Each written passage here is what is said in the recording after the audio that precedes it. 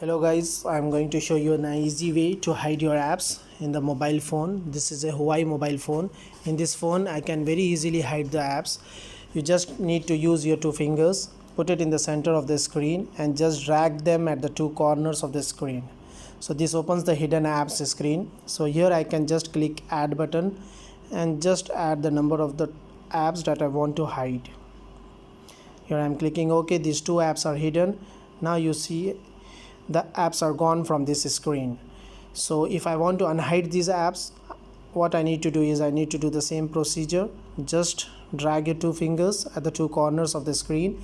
Any corner you can drag it, in the upright corner or on the two sides of the corner, but you need to drag away the two fingers on the screen. So if I want to unhide them, I just need to click it here, uncheck the box and just click OK. The apps have been now both the apps are visible on the main screen.